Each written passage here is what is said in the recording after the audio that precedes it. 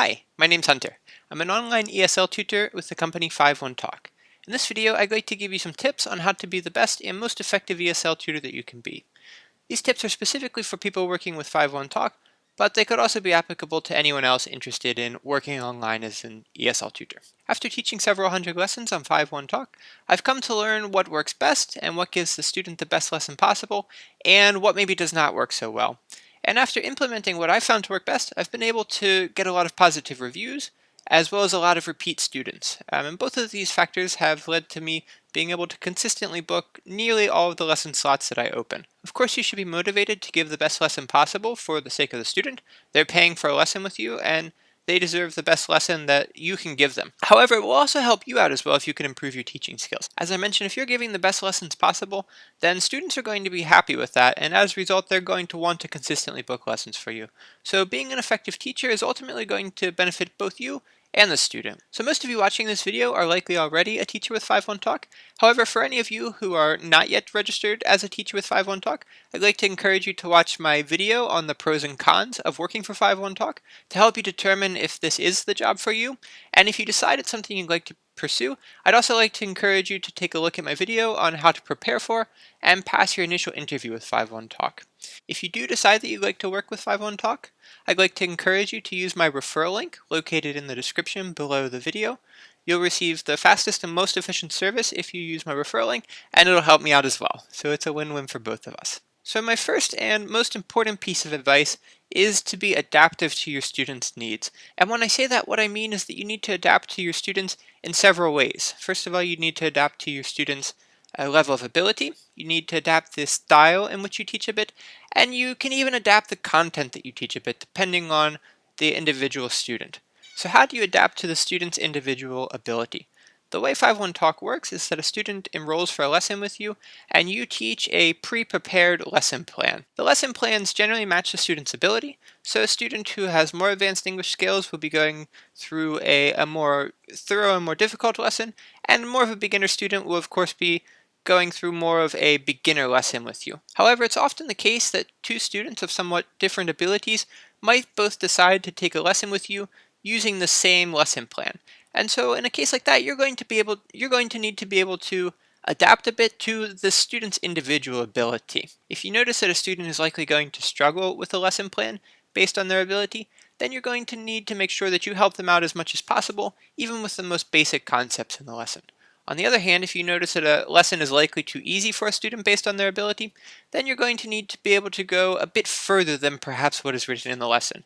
You can ask them extra questions and be more careful to ensure that the student is really answering everything as perfectly as they can. If you were to teach each lesson as though the student always had the same ability, in some cases you'd be getting through a lesson much too quickly, and in other cases a student might struggle to make it even halfway through a lesson.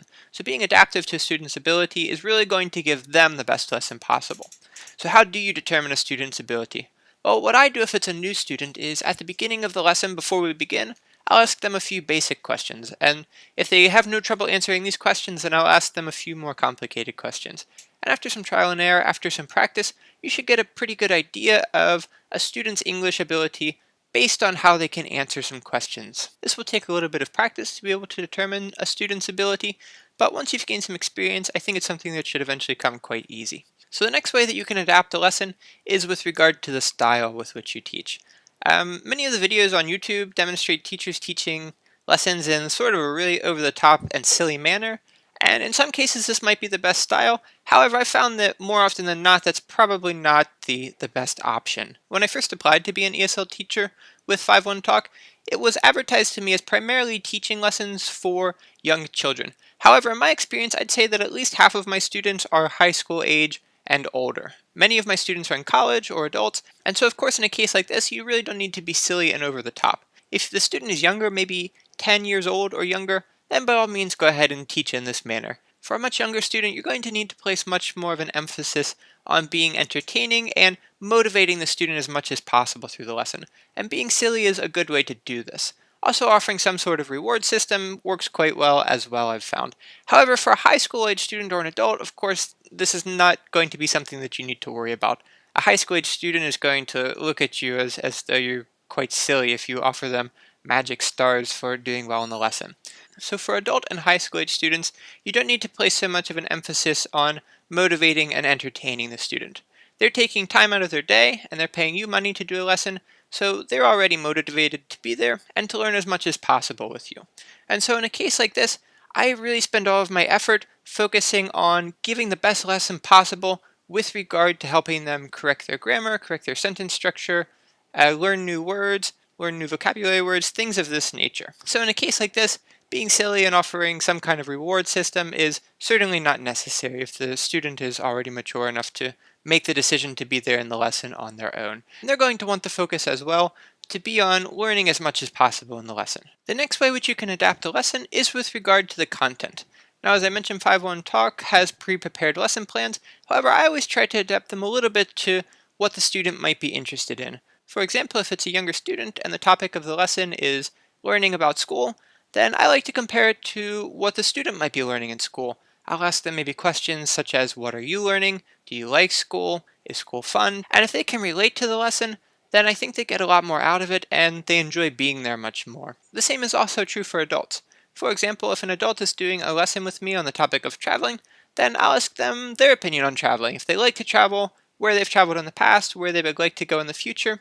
And just like for the younger students, I think the adults appreciate it as well if they can relate the lesson to their own life in some way. So I always try to incorporate this into the lessons a bit, and I've found that the students are generally quite happy with this approach. So beyond my advice of adapting each lesson to the individual student, I also have some more general advice which might or might not be obvious. So first of all, anytime you're teaching a lesson, you should be positive, supportive, and encouraging of the student. Whether or not they're an adult, learning a second language is a difficult thing. So if you can help them and encourage them and tell them they're doing a good job, I think that this can go a long way to motivate them. You should also try to be as understanding as possible when working with the students. Regardless of whether or not they're an adult, learning a new language is an intimidating thing. And for those of you who don't have any experience with learning another language, I can tell you firsthand that it's easy to fall into the trap of being afraid to make a mistake or being too shy to speak. And so regardless of whether or not your student is an adult or a young child, you should be understanding of the fact that speaking with someone in a second language is a bit of an intimidating thing. And as I mentioned, you should really encourage them to do their best and just be as positive and supportive as you can throughout the lesson. So I hope this video has helped you. As I mentioned, giving the best lesson possible is beneficial to both you and the student. Giving good lessons will result in happy students, which is going to lead to positive reviews and repeat students, which in turn will lead to you ultimately earning more money.